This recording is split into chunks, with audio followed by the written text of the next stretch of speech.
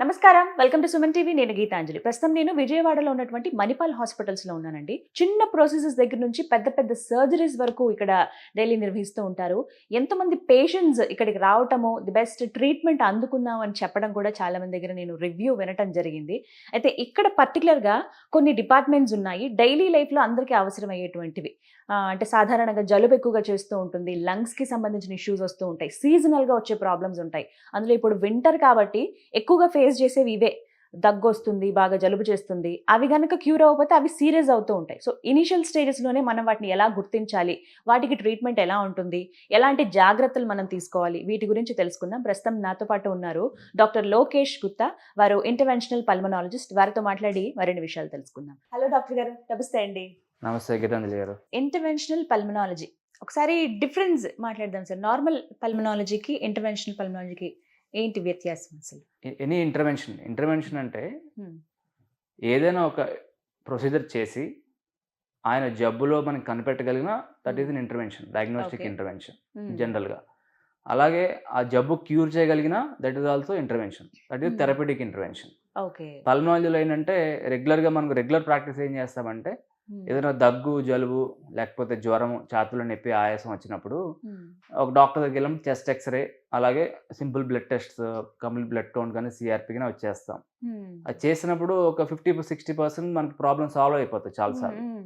Regular medication వాడితే తగ్గిపోద్ది. ఒక 40-50%లో ఒక క్లారిటీ అనేది ఉండదు మనకి. హ్మ్. అప్పుడప్పుడు సీటీ స్కాన్ చేపిస్తాము. CT yeah! స్కాన్ చేపించినా కూడా మాకు ఒక్కొక్కసారి తెలీదు. హ్మ్. అంటే మనకి సీటీ స్కాన్‌లో ఒక మచ్చల్లాగా కనపడతా ఉంటాయి. హ్మ్. మచ్చల్లాగా కనిపించినప్పుడు అది ఏంటనేది అర్థం కాదు. ఆ హ్మ్. టీబీయా, ఫంగల్ ఇన్ఫెక్షనా, లేకపోతే క్యాన్సరా అనేది ఒక కన్‌ఫ్యూజన్ అనేది ఉంటది. ఈవెన్ డాక్టర్స్ కూడా. ఓకే. సో, ఆ టైంలో ఏం చేయాలంటే లేటెస్ట్ ఇంటర్వెన్షన్స్ కొన్ని ఉన్నాయి. హ్మ్. బ్రాంకోస్కోపీ, ఓహ్! అలాగే థొరకోస్కోపీ, హ్మ్. అలాగే ఈబస్ అంటాం. ఎండోబ్రాంకియల్ అల్ట్రాసౌండ్, హ్మ్. అలాగే రేడియల్ ఈబస్, అలాగే రిజిడ్ బ్రాంకోస్కోపీ. ఇట్లా రకరకాల ఇంటర్వెన్షన్స్ ఉంటాయి మనకి ఓకే. పల్మనాలజీలో. ఈ హ్మ్. ఇంటర్వెన్షన్స్ ద్వారా ఇవన్నీ మేజర్‌గా డయాగ్నోస్టిక్ ఇంటర్వెన్షన్స్. హ్మ్. అర్థం చేసుకోవాలంటే జబ్బు కనిపెట్టడానికి త్వరగా. హ్మ్. సో, ఈ ఇంటర్వెన్షన్స్ అన్నీ కూడా ఉపయోగపడతాయి. దాన్నే హ్మ్. ఇంటర్వెన్షనల్ పల్మనాలజీ అంటాం. ఇంటర్వెన్షన్ అంటారు. ఓకే. కొన్ని సిట్యుయేషన్‌లో ఫర్ ఎగ్జాంపుల్ చిన్న పిల్లలు నోట్లో పెట్టుకొని సడెన్‌గా మింగేస్తారు. హ్మ్. అది లంగ్స్‌లోకెళ్ళినప్పుడు సడెన్‌గా ఊపిరాగదు వాళ్ళకి. హ్మ్. దాన్ని ఫారెన్ బాడీ యాస్పిరేషన్ అంటాం మెడికల్ టర్మినాలజీలో. హ్మ్. అలాంటప్పుడు అవి తీయడానికి లంగ్స్‌లోకెళ్ళిన అది పిన్ కావచ్చు, లేకపోతే పీనట్స్ కావచ్చు, చాలా కామన్‌గా జరుగుతా ఉంటాయి. హ్మ్. అవి బయట తీయడానికి రిజిడ్ బ్రాంకోస్కోపీ ద్వారా ఫారెన్ బాడీస్ తీయడం జరుగుతా ఉంది. ఓకే. అలాగే కొన్ని సార్లు ఏమవుతుందంటే లంగ్స్‌లో వాటర్ వస్తాయి బాగా. లంగ్స్‌లో హ్మ్. వాటర్ వచ్చి గట్టిపడిపోతాయి. హ్మ్. మెడికల్ టర్మినాలజీలో ఎంపైమా అంటాం. హ్మ్. సో, అవి క్లియర్ చేయడానికి కూడా మెడికల్ థొరకోస్కోపీ ద్వారా ఎడోసలైసిస్ ప్రొసీజ్ చేస్తాం. ఓకే. ఇది therapeutic intervention. So, so, differences అయితే డిఫరెన్స్ ఇలా ఉన్నాయి. ఉంటాయి. హ్మ్. అలాగే కొన్ని అడ్వాన్స్డ్ లంగ్ క్యాన్సర్స్‌లో చాలా మందికేంటంటే బ్రీతింగ్ విండ్ పైప్స్ మనకి బ్లాక్ అయిపోతాయి. హ్మ్. విండ్ ఊపిరి పైప్స్ ట్యూమర్స్‌తో తీసుకోలేరు. బ్లాక్ అయిపోతాయి. ఆ హ్మ్. ట్యూమర్ తీయడానికి కూడా ఈ రిజిడ్ బ్రాంకోస్కోపీ ఇంటర్వెన్షన్స్, లేజర్ కావచ్చు, ఇట్లాంటివి హ్మ్. వాడుతా ఉంటామండి. ఎయిర్ పొల్యూషన్ ఈ రోజుల్లో ఎంతగా పెరిగిపోయిందో మనందరికీ తెలిసిందే. హ్మ్. ఇవి మన లంగ్స్ పైన ఎంత వరకు ఎఫెక్ట్ చూపిస్తాయి అనంటే? సో, రీసెంట్‌గా మనకి లాస్ట్ ఫ్యూ డేస్ బ్యాకే ఎయిర్ క్వాలిటీ ఇండెక్స్ అనేది ఎక్కడెక్కడ ఎలా ఉంది, హ్మ్. మన ఇండియాలో ఏ సిటీలో ఎలా ఉన్నదో రీసెంట్‌గా రిలీజ్ చేశారు. హైయెస్ట్ వచ్చేసి ఢిల్లీలో చాలా ఎక్కువుంది ఎయిర్ క్వాలిటీ ఇండెక్స్. యాహ్! మనకి రేంజ్ తీసుకొని 0-300 తీసుకుంటే 0-50 is good for hmm. People. Hmm. So, anything more than 50-100 is moderate. Hmm. So, anything more than 300 is hazardous to the people. Oh! అక్కడ ఆ! ఉండడం అనేది చాలా కష్టం. హ్మ్. ఢిల్లీలో అట్ ద మొమెంట్ మీరు లైవ్ చెక్ చేస్తే నాకు 360 ఉంది. బా! So, that means it is very dangerous అనమాట. హ్మ్. ఒకసారి మనం అలా ఒకరోజు బైక్‌తో తీసుకొని హ్మ్. మార్నింగ్ నుంచి ఈవినింగ్ వరకు తిరిగామనుకోండి. హ్మ్. అంటే ఆల్‌మోస్ట్ ఒక స్మోకింగ్ అలవాటు లేని అతను హ్మ్. 40 సిగరెట్స్ కాల్చినట్టు ఒక రోజులో. ఒక రోజులో. Oh my God! హ్మ్. సో, అట్లా మనకి యూజువల్‌గా ఏమంటామంటే సీఓపీడీ అంటాం. హ్మ్. సీఓపీడీ అంటే క్రానిక్ అబ్స్ట్రక్టివ్ పల్మనరీ డిసీజ్. హ్మ్. లంగ్స్ వచ్చేసి మనకి సినిమా యాడ్స్‌లో చూపిస్తారు కదా! హ్మ్. స్టార్ట్ అయ్యే ముందు యాహ్! అలా బ్లాక్‌గా అయిపోయి పిండితే తారొస్తా ఉంటది. హ్మ్. సో, ఢిల్లీలో ఉన్న వ్యక్తి హ్మ్. ఒక 10 సంవత్సరాలు ఉంటే ఎవ్రీడే మనకి బైక్ మీద ఎళ్తా ఉంటే హ్మ్. లంగ్స్ అలా అయిపోతాయి. అమ్మో! So, that is called COPD. హ్మ్. సో, మనం పొల్యూషన్ పీల్చుకోవడం వల్ల లంగ్స్ అన్నీ గూడా విండ్ హ్మ్. పైప్స్ కానీ, లేకపోతే లంగ్ ప్యారెంకైమా గాని డ్యామేజ్ డ్యామేజ్ అవుతాయి. అవుతుంది. హ్మ్. అది మన ఆంధ్ర అండ్ తెలంగాణలో వచ్చి it is around 100. Hmm. We are just crossing. Hmm. So, 50 is so, ఇది ఐడియల్. కూడా డేంజరే. ఇక్కడ గూడా డేంజరే. ఆ! ఆంధ్రాలో వచ్చి రోజుకి ఒకసారి బండి మీద తిరిగితే 2 సిగరెట్లు కాల్చినట్టు. ఆ! చాలా మందికి తెలీదు. యూజువల్‌గా హ్మ్. ఏంటంటే మనం స్మోకింగ్ చేయట్లేదు గదా! సో, హ్మ్. మనకెందుకొస్తది అని యూజువల్‌గా మనం ఆ అవును. మిస్‌కన్సెప్షన్‌లో ఉంటాం. స్మోకింగే చేయాల్సిన అవసరం లేదు. ఈవెన్ పొల్యూషన్‌లో తిరుగుతా ఉన్నా గాని అది సరిపోతది మనకి లంగ్ ప్రాబ్లమ్ రావడానికి. సో, అందుకనే ఎస్పెషల్లీ ఇప్పుడు మనకొచ్చే పేషెంట్స్ కూడా ఎక్కువ మంది ఎయిర్‌వే ప్రాబ్లమ్స్ చాలా ఎక్కువొస్తున్నాయి. నేను రోజుకొక 50 మెంబర్స్‌ని చూస్తే అందులో అట్‌లీస్ట్ మోర్ థాన్ 50% ఈ ఎయిర్ పొల్యూషన్ రిలేటెడ్ వచ్చిన ప్రాబ్లమ్సే ఎక్కువుంటాయన్నమాట. ఓకే. ఆ! అంటే సింప్టమ్స్ ఎలా ఉంటాయి సార్ వీళ్ళకసలు సింప్టమ్స్ లంగ్స్ మనకి ప్రాబ్లమ్స్‌కి? ఎక్కువగా ఏంటంటే ఫ్రీక్వెంట్‌గా దగ్గొస్తా ఉంటదండి. హ్మ్. చాలా ఫ్రీక్వెంట్‌గా. అంటే ఎవ్రీ మంత్ దగ్గు తగ్గింది. ఒక 20 రోజులు బాగున్నాం అనుకునే లోపల మళ్ళీ దగ్గొస్తా ఉంటది. ఆ! So, cold, cough, okay. Breathlessness ఇవి ఫ్రీక్వెంట్‌గా వస్తా ఉంటది. హ్మ్. సో, ఎవరికొస్తది కామన్‌గా అంటే చాలా మందికి అలర్జీస్ ఉంటాయి. డస్ట్ హ్మ్. అలర్జీ గావచ్చు, ఆస్తమా గావచ్చు. రకరకాల వాడుక భాషలో ఆస్తమా అంటే ఫస్ట్ ఎవరు ఒప్పుకోరు. హ్మ్. యాక్సెప్టెన్స్ తక్కువుంటది. యాహ్! చాలా మందికేంటంటే అలర్జీస్ అంటే వాళ్ళకి ఏదో ఒక రకమైన అలర్జీ ఉంటది. డస్ట్ అలర్జీ హ్మ్. కావచ్చు, స్కిన్ అలర్జీ గావచ్చు. ఓకే. ఈ అలర్జీస్ ఉన్న వాళ్ళకేంటంటే ఆళ్ళకి లంగ్ అలర్జీ గూడా ఉంటది. దాన్నే హ్మ్. ఆస్త్మా అంటాం. హ్మ్. సో, వాళ్ళకి ఎస్పెషల్లీ మనకొకసారి పొల్యూషన్, డస్ట్ గాని తగిలినప్పుడు చాలా ఫ్రీక్వెంట్‌గా కోల్డ్, కాఫ్ వస్తా ఉంటది. ఇది హ్మ్. ఎయిర్‌వేని ఇరిటేట్ చేస్తా ఉంటది. హ్మ్. ఇరిటేట్ చేయడం వల్ల అదంతా కూడా లోపల మ్యూకస్ ప్లగ్స్ ఫార్మ్ అయిపోయి హ్మ్. చెస్ట్ అంతా కూడా కంజెస్టెడ్ అయిపోతా ఉంది. ఓకే. వాళ్ళకి మనం లంగ్స్ లోపలికి గాలి లోపలికెళ్ళి బయటికి రావాలంటే హ్మ్. లంగ్స్ విండ్ పైప్స్ ఫ్రీగా ఉండాలి. అక్కడ హ్మ్. మ్యూకస్ ప్లగ్ ఫార్మ్ అయ్యి కంజెస్టెడ్‌గా ఉంటే ఆ ప్రక్రియ జరగడం చాలా కష్టంగా ఉంటదన్నమాట. దగ్గు విపరీతంగా వస్తూ ఉంటుంది. ఇలా హ్మ్. ఏదో ఒక ఇష్యూ ఉండనే ఉంటుంది. హ్మ్. లేకపోతే ఎక్కువగా జలుబు చేయటం కానీ ఇవి కామన్‌గా చూస్తూ ఉంటామండి. హ్మ్. అసలు డాక్టర్‌ని ఎప్పుడు కన్సల్ట్ చేయాలి? ఎందుకంటే వెంటనే టాబ్లెట్‌లేసేసుకోవడం మాకు అలవాటు. హ్మ్. మెడికల్ షాప్ ఉందా వెళ్లి ఇది పలానా ప్రాబ్లమ్ అండి అంటే వెంటనే తీసుకొని వేసేసుకుంటాం. కానీ డాక్టర్ దగ్గరికి ఎప్పుడో గాని వెళ్ళం. అసలు డాక్టర్‌ని ఎప్పుడు కన్సల్ట్ చేయాలి? అయితే ఈరోజు దగ్గు స్టార్ట్ అయింది. దగ్గు స్టార్ట్ అయింది. ఈరోజు రేపెళ్లి నేను డాక్టర్‌ని కలవాలా? హ్మ్. అవసరం లేకపోవచ్చు. ఈవెన్ హ్మ్. మాకు కూడా దగ్గు, జలుబు వస్తాయి డాక్టర్స్ కూడా. హ్మ్. సో, వచ్చిన వెంటనే కంగారు పడాల్సిన అవసరం లేదు. ఓవర్ ద కౌంటర్ మెడికేషన్ చాలామంది అజిత్రోమైసిన్ వాడతారు. లేదా ఆగ్మెంటిన్ వాడతారు. హ్మ్. That is okay. అప్పుడు అక్కడి వరకు ఓకే. అంటే 1 వీక్ వరకు కూడా హ్మ్. మన కోల్డ్, కాఫ్ తగ్గకపోతే మీరు ఓవర్ ద కౌంటర్ మెడికేషన్ అంటే సింపుల్ యాంటీబయాటిక్ కావచ్చు. అలాగే సింపుల్ యాంటీహిస్టమిన్ అంటే మాంటలిక్ యాసిడ్, లివోసిట్రిజిన్ కాంబినేషన్ కావచ్చు. 1 వీక్ వరకు ఓకే. వాడొచ్చు. హ్మ్. బట్ ఇన్ కేస్ ఫీవర్ బాగా వస్తా ఉంది. హ్మ్. బాగా హై గ్రేడ్ ఫీవర్ వస్తా ఉంది. బ్రెత్‌లెస్‌నెస్ ఊపిరి ఆడట్లేదు. హ్మ్. లేకపోతే ఆక్సిజన్ లెవెల్ మనకి 94 అబోవ్ ఉండాలి. హ్మ్. సాచురేషన్. పల్స్ ఆక్సిమీటర్ ఎవరికి అందరికి తెలిసే ఉంటది pulse hmm. Oximeter. So, oxygen level ఏమైనా డ్రాప్ అవుతున్నా గాని, సో, ఇమ్మీడియేట్‌గా డాక్టర్‌ని కలవాలి. అంటే 1 ఓకే. వీక్ 5-7 డేస్ మీరు ట్రై చేయొచ్చు. If it is hmm. Mild cough it can get subsided. Hmm. లేదు మనకి 1 వీక్ తర్వాత కాఫ్ తగ్గట్లేదంటే అట్‌లీస్ట్ ఒక ఎక్స్‌రే తీయించుకోవాలి. హ్మ్. ఎక్స్‌రే తీయించిన తర్వాత అందులో నార్మల్‌గా ఉంటే ఇట్స్ ఓకే. హ్మ్. బట్ ఇండియాలో ఏంటంటే ఒక 2 వీక్స్ తర్వాత కూడా దగ్గు తగ్గట్లేదంటే టీబీ కంపల్సరీ నోట్ చేసుకోవాలి. Tuberculosis. Oh! So, India is also one of the endemic country for TB టీబీకి. అవునండి. సో, చాలా ఎక్కువ ప్రిడామినెంట్‌గా ఉంటది. సో, హ్మ్. మనకి అందుకనే ఎర్లీగా మనం టీబీ డయాగ్నోస్ చేసుకుంటే హ్మ్. కాంప్లికేషన్స్ లేకుండా బయటపడే అవకాశం ఉంటది. ఒక 6 మంత్స్ కోర్స్ ఉంటుందన్నమాట. హుహు. అది కాకుండా రెగ్యులర్ వైరల్ ఇన్ఫెక్షన్స్ ఉంటాయి. హ్మ్. న్యూమోనియా అని, ఇన్‌ఫ్లుయెంజా ఈ యాహ్! 2 కూడా ఎస్పెషల్లీ నవంబర్, డిసెంబర్ మాసంలో హ్మ్. చలికాలంలో హ్మ్. ఈ ఇన్ఫెక్షన్స్ చాలా ఎక్కువుంటాయి. హ్మ్. ఇన్‌ఫ్లుయెంజా అలాగే న్యూమోకోకల్ న్యూమోనియా. న్యూమోకోకల్ న్యూమోనియా కూడా చాలా ఎక్కువ కామన్‌గా ఉంటది. ఓకే. సో, 50% ఇన్ఫెక్షన్స్ ఇవే ఉంటాయి. హ్మ్. ఎస్పెషల్లీ ఈ 2 రాకుండా ఉండడానికి మనకి వ్యాక్సిన్స్ ఉంటాయి. హ్మ్. ఉన్న వ్యాక్సిన్స్ అందుబాటులో ఉన్న వ్యాక్సిన్స్ వచ్చేసి హ్మ్. న్యూమోకోకల్ న్యూమోనియాకి హ్మ్. ప్రివెనార్ 13 అనే వ్యాక్సిన్ ఒకటుంటుంది. ఓకే. అలాగే న్యూమోవాక్ 23 ఈ 2 వ్యాక్సిన్స్ న్యూమోకోకల్ న్యూమోనియాకి పనిచేస్తాయి. హ్మ్. అలాగే ఇన్‌ఫ్లుయెంజా వ్యాక్సినేషన్. ఈ ఇన్‌ఫ్లుయెంజా వ్యాక్సినేషన్ అనేది ఎవ్రీ ఇయర్ స్ట్రెయిన్ మారుతా ఉంటది ఇన్‌ఫ్లుయెంజా. హ్మ్. సో, దానికోసం ఎవ్రీ ఇయర్ ఒకసారి ఏస్తా ఉంటాం. అదే ఓకే. న్యూమోకోకల్ న్యూమోనియాకి ఎవ్రీ 5 ఇయర్స్‌కి ఒకసారి ఏస్తా ఉంటాం. హ్మ్. తర్వాత ఎవరేసుకోవాలి ఈ వ్యాక్సిన్స్? యెస్. ఈ వ్యాక్సిన్స్ ఇన్ఫెక్షన్స్ రాకుండా ఎవరేసుకోవాలి? ఎస్పెషల్లీ ఏంటంటే చిన్న పిల్లలకి ఇమ్యునేషన్ షెడ్యూల్ మనం చూస్తాం. వాళ్ళు పుట్టిన తర్వాత 2 ఇయర్స్ వరకు వాళ్ళకి అవును. ఎవ్రీ మంత్ వ్యాక్సినేషన్ షెడ్యూల్ ఉంటాయి. హ్మ్. నేను చెప్పిన ఈ 2 వ్యాక్సిన్స్ కూడా పిల్లలకు కూడా ఏస్తారు. అంటే హ్మ్. ఇన్‌ఫ్లుయెంజా వ్యాక్సినేషన్ అలాగే న్యూమోకోకల్ న్యూమోనియా వ్యాక్సినేషన్ చిన్న పిల్లలకు కూడా ఏస్తారు. So, okay. చిన్న పిల్లలకి ఎలాగ ఏస్తామో అడల్ట్ హ్మ్. వ్యాక్సినేషన్ అని రీసెంట్‌గా మన మణిపాల్ హాస్పిటల్‌లో కూడా ఒక ప్రోగ్రామ్ స్టార్ట్ చేయడం జరిగింది. ఓకే. అంటే especially age more than 60 years హ్మ్. ఏ ప్రాబ్లమ్ లేకపోయినా గూడా హ్మ్. 60 ఇయర్స్ ఉండి ఏ ప్రాబ్లమ్ లేని వాళ్ళు కూడా చాలా మంది ఉంటారు. హ్మ్. డయాబెటిస్, హైపర్‌టెన్షన్ అవును. లేని వాళ్ళు గూడా. హెల్తీగా ఉంటారు. బట్ మనకి ఏజ్‌తో పాటు ఇమ్యూనిటీ వీక్ అవుతా ఉంటుంది. సో, హ్మ్. దానివల్ల వానికేంటంటే ఇమ్యూనిటీ తక్కువ ఉంటుంది కాబట్టి చిన్న హ్మ్. పిల్లలకి ఎలా ఏస్తాం వ్యాక్సినేషన్ వీళ్ళకి కూడా ఎస్పెషల్లీ ఈ రెస్పిరేటరీ ఇన్ఫెక్షన్స్ ఏంటంటే బయటికెళ్ళినప్పుడు స్ప్రెడ్ అవుతాయి కాబట్టి హ్మ్. రాకుండా ఉండడానికి వీళ్ళకేస్తాం. హ్మ్. వాళ్ళతో పాటు ఏజ్ 60 కంటే తక్కువున్నా గానీ ఓకే. డయాబెటిస్ కావచ్చు, హైపర్‌టెన్షన్ గావచ్చు, థైరాయిడ్ ప్రాబ్లమ్ గావచ్చు, హార్ట్ ప్రాబ్లమ్ గావచ్చు, లంగ్ ప్రాబ్లమ్ గావచ్చు, కిడ్నీ ప్రాబ్లమ్ గావచ్చు, లివర్ ప్రాబ్లమ్ గావచ్చు. అంటే హ్మ్. ఎనీ ఆర్గాన్ డిస్‌ఫంక్షన్ ఉన్న వాళ్ళకి ఓకే. ఈ వ్యాక్సిన్స్ అనేవి వేసుకుంటే ఇమ్యూనిటీ తక్కువ ఉంటుంది కాబట్టి వాళ్ళకి హ్మ్. ఇన్ఫెక్షన్స్ రాకుండా ఉంటాయి. హ్మ్. ప్రతిసారి ఇన్ఫెక్షన్ వచ్చినప్పుడు మన లంగ్ యొక్క ఫంక్షన్ తగ్గిపోతా ఉంటుంది. యాహ్! అప్పుడప్పుడు సీరియస్ అయ్యి వెంటిలేటర్ మీదకెళ్ళి ప్రాణాన్ని కూడా కొంతమంది కోల్పోతూ ఉంటారు. సో అవి ప్రివెంట్ చేయడానికి వ్యాక్సిన్స్ అనేవి ఉపయోగపడతాయి. వింటర్ లో ప్రతి ఒక్కరు తీసుకోవాల్సిన జాగ్రత్తలు ఏంటండి? ఎందుకంటే అందరికీ జలుబులు, దగ్గులు, జ్వరాలు వస్తూనే ఉంటాయి. అవును. హాస్పిటల్స్ కూడా మనం బెడ్స్ ఫిల్ అయిపోవడం చూస్తూ ఉంటాం. ఉమ్. ఇంట్లో ఒక్కరికి జలుబు చేసిందంటే ఖచ్చితంగా అది ఇంకొకరికి స్ప్రెడ్ అవుతూ ఉంటుంది. అవును. సో ఆ మినిమం కేర్ ఏంటండి ఇంట్లో తీసుకోవాల్సింది? సో ఒకటేంటంటే మనకి 2020లో అందరూ నేర్చుకుందంటే ఇంక్లూడింగ్ డాక్టర్స్ సహా మాస్క్ పెట్టుకోవడం అందరూ నేర్చుకున్నారు. Yeah. అంతకుముందు మాస్క్ పెట్టుకోవడం అనేది డాక్టర్స్ ఓన్లీ సర్జరీ చేసినట్టు పెట్టుకుంటారు తప్ప మాత్రమే. రెగ్యులర్ ఓపీ పేషెంట్ చూసినప్పుడు కూడా చాలా మంది పెట్టుకోరు. సో ఎస్పెషల్లీ మాస్క్ అనేది వెరీ ఇంపార్టెంట్ అండి. సో మనం బయటకు వెళ్తున్నప్పుడు నవంబర్ మాసంలో ఎస్పెషల్లీ ఇన్ఫెక్షన్స్ బాగా ఉన్నప్పుడు ఫంక్షన్స్కి వెళ్తున్నప్పుడు కూడా ఒక మాస్క్ పెట్టుకోవడం ఇంపార్టెంట్. అట్లీస్ట్ N95 పెట్టుకుపోయినా అట్లీస్ట్ క్లాత్ మాస్క్ పెట్టుకోవడము. అలాగే ఎవరైనా ఫీవర్తో ఉన్నప్పుడు వాళ్ళతో ఎక్కువ టైం స్పెండ్ చేయకుండా దగ్గర ఉన్నప్పుడు అట్లీస్ట్ మాస్క్ పెట్టుకుని ఉండాలి. ఓకే. రెండోది ఇంట్లో ఒకరికి ఫీవర్ ఉంటే వాళ్ళతో మనం యూజువల్గా స్పెండ్ చేస్తూ ఉంటాం. అది కొంచెం తగ్గించుకొని పక్క రూమ్లో పడుకోవడము ఆ 2-3 డేస్ బాగా సివియర్గా ఉన్నప్పుడు. సో అది ప్రికాషన్ అనేది తీసుకోవాలి. ఇవన్నీ కూడా రెస్పిరేటరీ ఇన్ఫెక్షన్స్ కదండి.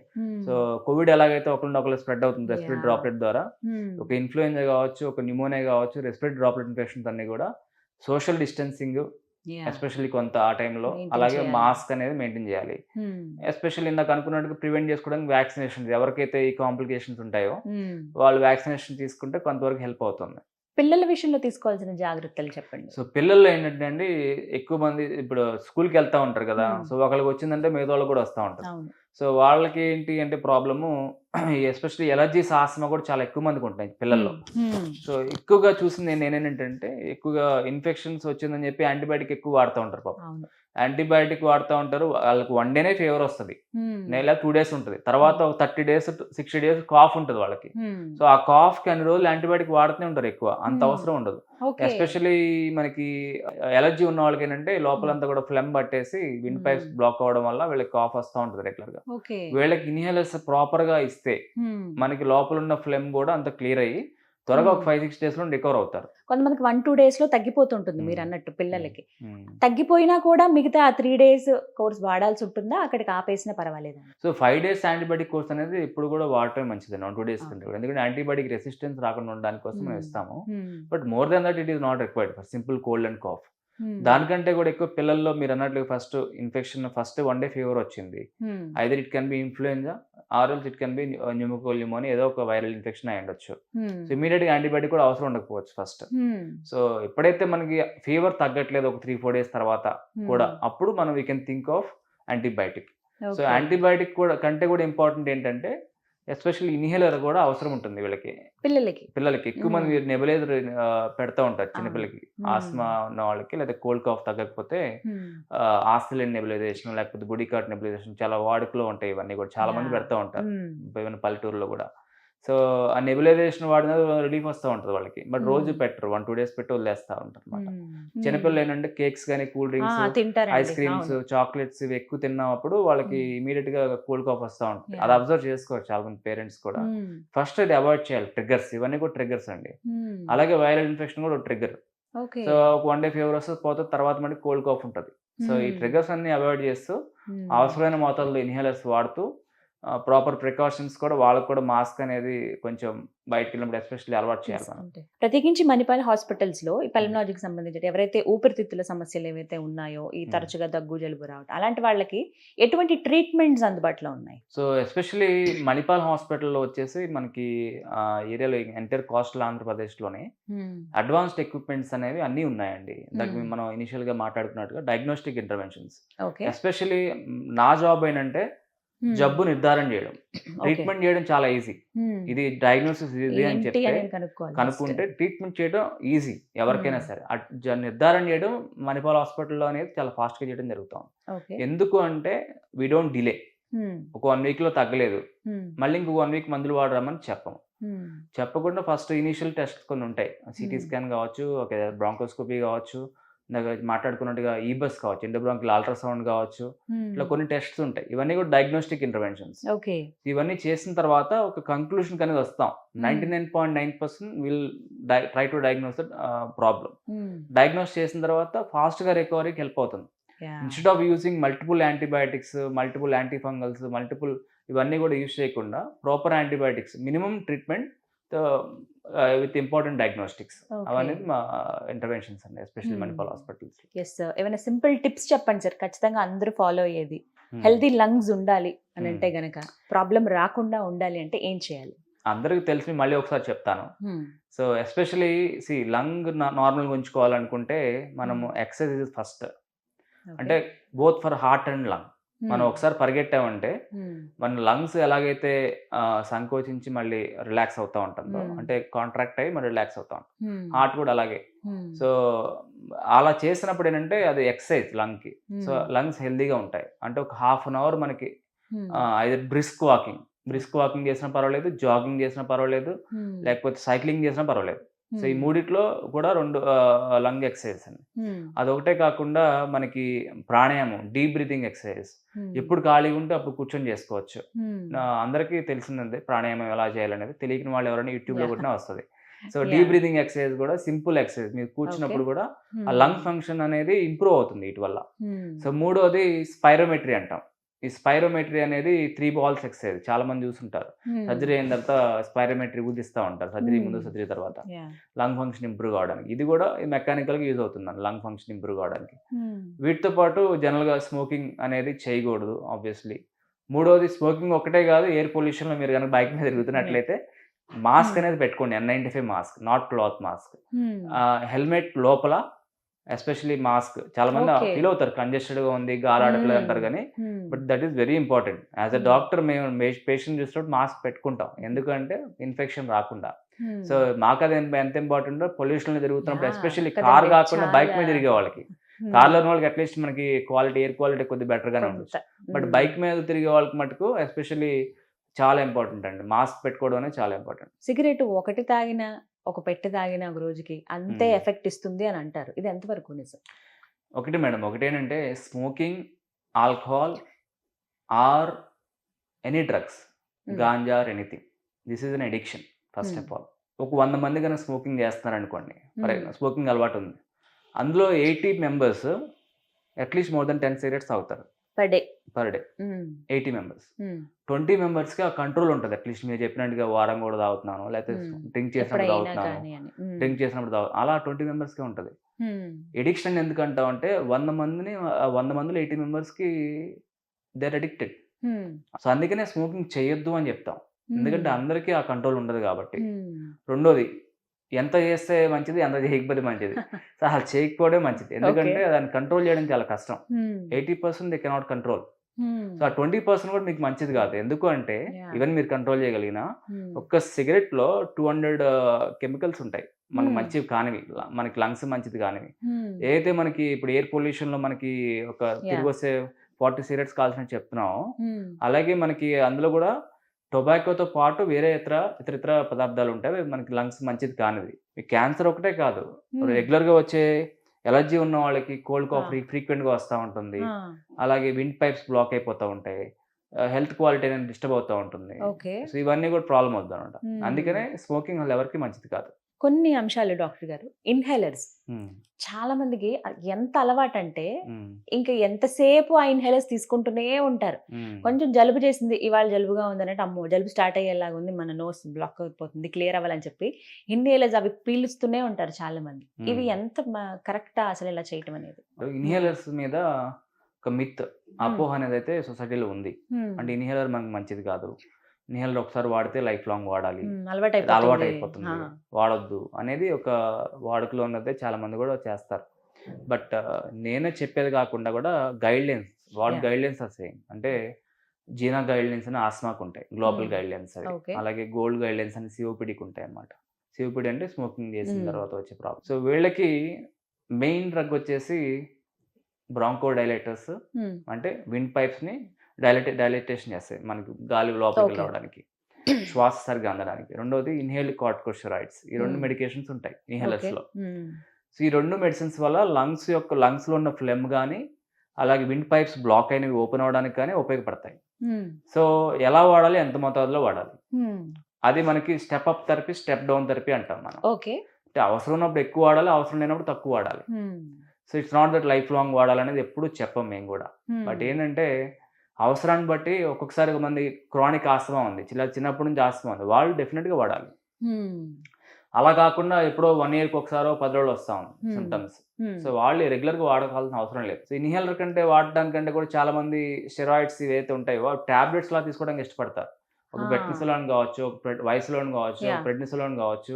ఇవన్నీ కూడా చాలా మంది టాబ్లెట్స్ వాడతారు. అది 100 times more powerful than inhaler. So that is more dangerous అనమాట. దానికంటే కూడా ఇన్హేలర్ వాడడం చాలా ఈజీ అనమాట. అది కూడా మైక్రోగ్రామ్స్ లో ఉంటుంది అందులో మెడిసిన్. ఇంకొకటి ఏంటంటే it is directly going to the lungs. Me blood లోకి వెళ్ళట్లా. టాబ్లెట్ లో అదే టాబ్లెట్ తీసుకున్న గట్ లోకి వెళ్తుంది, బ్లడ్ లోకి అబ్జర్వ్ అవుతుంది, అక్కడ నుంచి లంగ్స్ లోకి వెళ్తుంది. ఏదైనా ఇంటి టిప్స్ చెప్పండి సార్, సింపుల్ గా ఫాలో అయ్యేవి. కోల్డ్ కాఫ్ వచ్చేసి బ్లాక్ అయినప్పుడు హాట్ వాటర్ తో స్టీమ్ చేసుకోవడం అనేది చాలా మంచి ఇది. తొందరగా క్లియర్ అవుతుంది అనమాట. మిగతా యాడ్ ఆన్స్ అనేవి కూడా అవసరం లేదు. అదేంటంటే ఫీల్ గుడ్ ఫ్యాక్టర్ అనమాట. అది వేసుకుంటే బాగుంటది అని. ఏదో సాటిస్ఫాక్షన్ అంతే అంతే మన ఉప్మాలో కరివేపాకు వేసుకున్నట్టు. బట్ అంత అవసరం లేదు. బట్ ఏంటంటే ఓన్లీ అట్లీస్ట్ స్టీమ్ ఇన్హలేషన్ చేసుకుంటే బాగుంటది. అది డెఫినెట్ గా క్లియర్ అవుతుంది, హెల్ప్ అవుతుంది. అలాగే ఇన్హేలర్ అవసరమైన దగ్గర కంపల్సరీ వాడాలి. Thank you so much doctor గారు, చాలా క్లియర్. Thank you. సో విన్నారు కదా, హెల్దీ లంగ్స్ కావాలంటే కనుక కొన్ని టిప్స్ అందరూ ఫాలో అవ్వాలంటున్నారు. అంటే మేజర్గా సీరియస్ అయ్యేదాకా ఇష్యూ తెచ్చుకోకుండా చిన్న చిన్న ప్రాబ్లమ్స్ వచ్చినప్పుడే ఆ మెడిసిన్ వాడడము, లేకపోతే ఫస్ట్ డాక్టర్ గారిని సంప్రదించడం చేస్తే మేజర్ ప్రాబ్లం రాకుండా ఉంటుంది అంటున్నారు. ది బెస్ట్ ట్రీట్మెంట్ ప్రస్తుతం విజయవాడలో ఉన్నటువంటి మణిపాల్ హాస్పిటల్స్లో అందుబాటులో ఉందండి. మరిన్ని వివరాల కోసం స్క్రీన్ మీద ఉన్న నెంబర్స్కి కాల్ చేయండి. డాక్టర్ గారి అపాయింట్మెంట్ తీసుకుని కలవండి. ది బెస్ట్ ట్రీట్మెంట్ అందుకోండి. ఇది వాళ్ళ వీడియో. నమస్తే.